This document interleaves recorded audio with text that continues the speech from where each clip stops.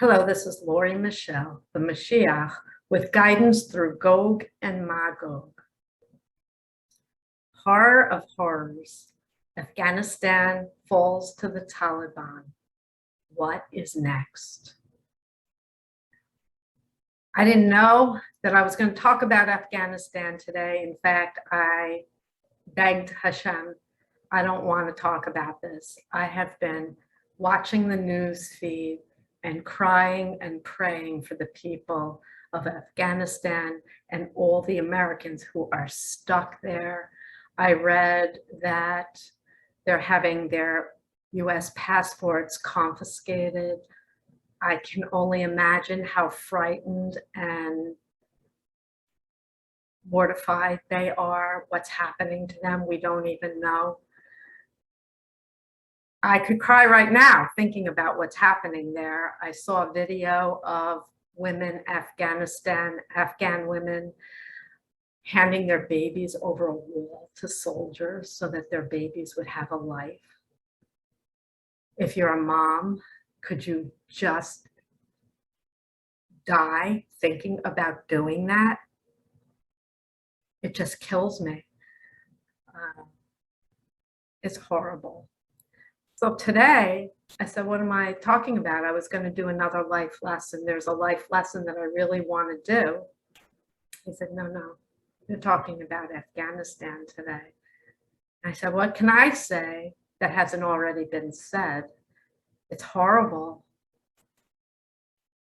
And he just said, now, you say things that nobody else says. So I'm going to share with you what we spoke about just a few moments ago. I asked Hashem, almost 13 years ago was my awakening by Passover of next year in April. It'll be 13 years. So it's about 12 and a half years, a little more, that I started writing in my book of love. And I included a couple of excerpts in my book, Blindsided by Messiah. And I remembered on April 30th, the entry. He told me, that's when it was the final entry of the Book of Love. And that's when he told me that I was chosen. But this isn't about me. This is about Taliban and what's happening right now. And I asked Hashem, in that entry, you said things that are happening right now. Was that prophecy for right now? Because he didn't give me a date. I thought it was 12 and a half years ago. I thought he was telling me things that were happening in the moment. So he told me to go to that page, and I marked it. And he wants me to read to you the part that I asked him about this morning, if it was prophecy for now. And you can decide. A bunch of you have read my book. So if you have the book, go to page 113. And he just wants me to read a few sentences. And it says, we are talking to you. Write this down. Mexico. They are still worried about swine flu. Take precaution. At that time, they were talking about swine flu, and it never became a pandemic. It was short-lived, so to speak, at least in America. And then I said, I didn't believe this would really be a problem. Do I need to worry for my family's safety? For the time being, no. Put it out of your mind. Then I asked, then why do you say take precaution? Because we care for you, that's all. You have enough on your mind to deal with. Safety, use it. And then I answered, wash hands and that sort of thing. And they said, and I didn't know who I was talking to Hashem, but I heard other voices at that time. I wasn't discerning 100% correctly, but the answer was, stay home more often. Eating out could be dangerous. Sprays, cover your face. Masks, people. It will infect a lot of people. People will be scared, not you. Keep away from them. Social distancing. I'm adding that now. Protect yourself, not your time. And then I said, my family is protected too. Please tell me. And I got a yes. Thank you. Thank God. Phew. And then I said, shall I warn my angelic Reiki friend? I concealed somebody's name. In my book, I don't reveal names. Her health seems fragile. And I got a response of, you can tell her this. We want you to vaccine. What about vaccine, I said? It could help. I think I just got, there is a reason for this, and it's political. Am I correct? And then the conversation abruptly changed, and I heard, he said this was from him. You see, now I'm totally in tune. I know who I'm talking to and hearing. But I wrote we because I heard so many voices. Hashem said, he says, yes, Osama bin Laden working with Taliban, committed to evil, terror, have to catch him, destroy him before it's too late. Eyes on nuclear weapons pointed at Israel. This can't be done. Please tell me more, I said. Al-Qaeda network bans. You have to listen to this before it's too late. Christians band together to fight Al-Qaeda. Deadly explosion, hurt many thousands. We will witness this.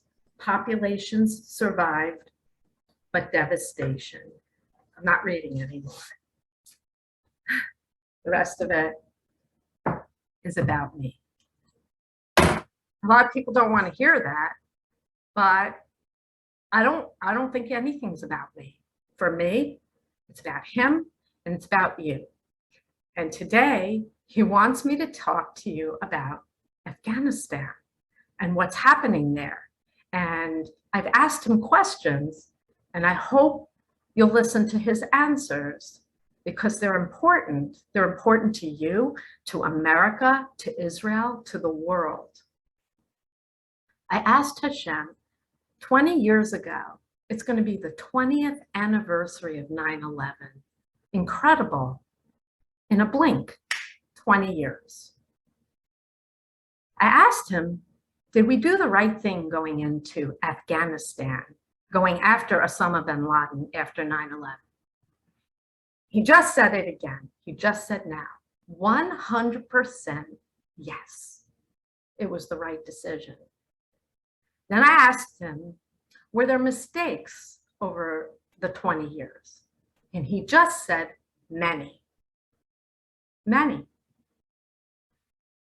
But I asked him the obvious question. People are reeling over how the Biden administration pulled out and we have a nightmare, and how the Taliban just walked all over Afghanistan and now has United States of America expensive military equipment. They're mocking America. It's horrible. And there are Americans stuck there. It's just a nightmare. It's gut-wrenching. So I asked Hashem, were we right to want to pull out of Afghanistan? Because Trump was going to pull out. He made it very clear that he wanted out of Afghanistan.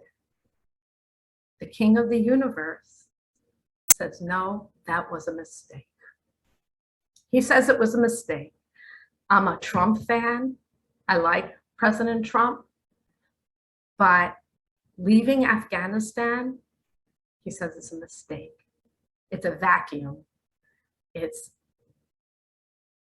It's a horror of horrors. And he said it's opening the door to very bad things right now. So I read the passage in my book of what I wrote 12 and a half years ago. And we're living it right now. We're living it right now. So I asked him, timing. You told me this then. You didn't say when. I, of course, heard it and assumed it's now. So I ran around like Chicken Little. I'm talking to God, and they're pointing missiles at Israel, nuclear weapons. And I went through hell on earth. And you can read my story. Many of you have. But I didn't know it was a dozen years later that we would be living it now. Back then, Osama bin Laden was alive, and they were looking for nuclear weapons. Right now, we are facing great threats all around Israel. If you look at Lebanon and Iran, and I'm not a foreign policy expert, I'm just telling you what my gut tells me and what Hashem is telling me to tell you. We are heading for very difficult times. The terrorists, he's talking right now, are winning, or so they think. They're getting stronger, they're being emboldened, they're very loud, they're haughty. And we're making strategically very bad decisions. The leadership. I'm not a politician, I'm a mom.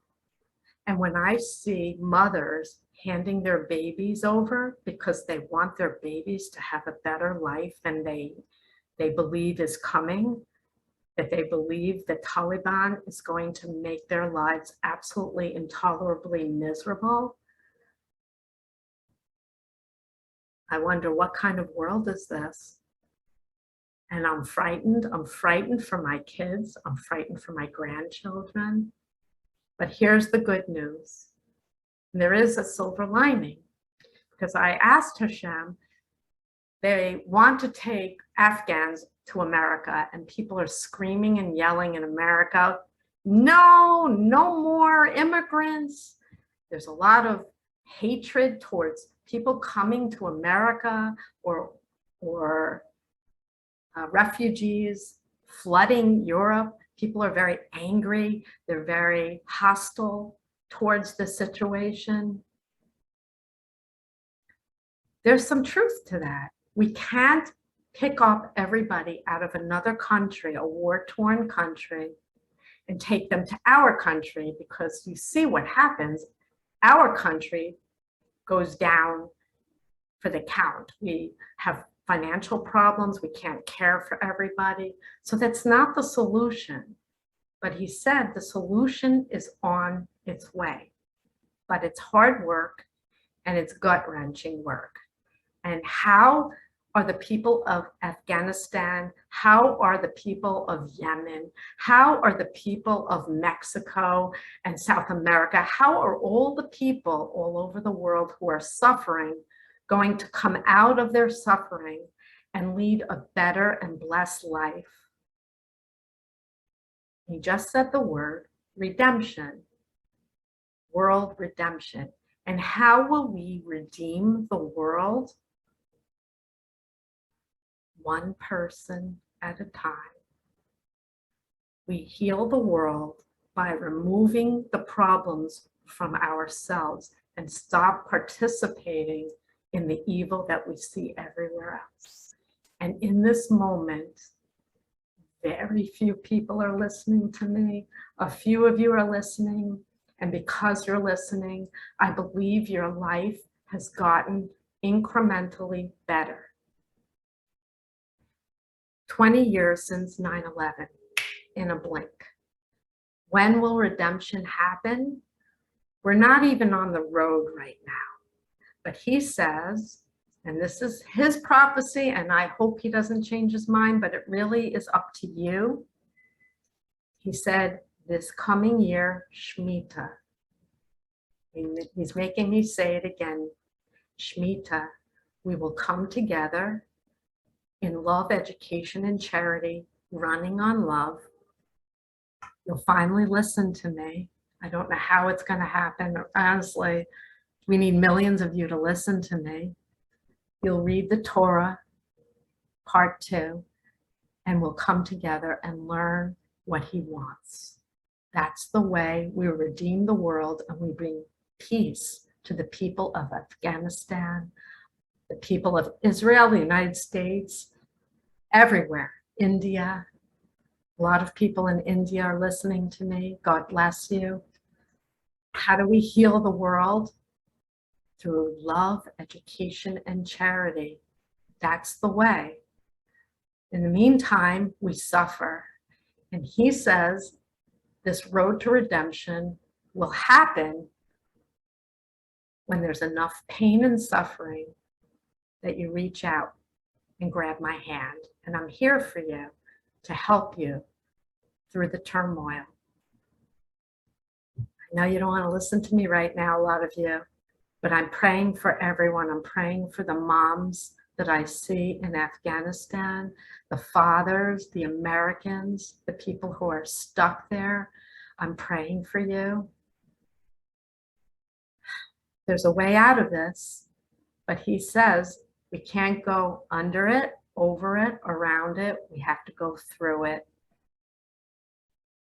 And what happened in Afghanistan, pulling out of Afghanistan the way America just did, made it all the more painful. But pain and suffering is part of the price we're going to pay. At the end of the day, he said there will be world redemption. And I want him to be right. I want it for you. I want it for my kids. God bless you.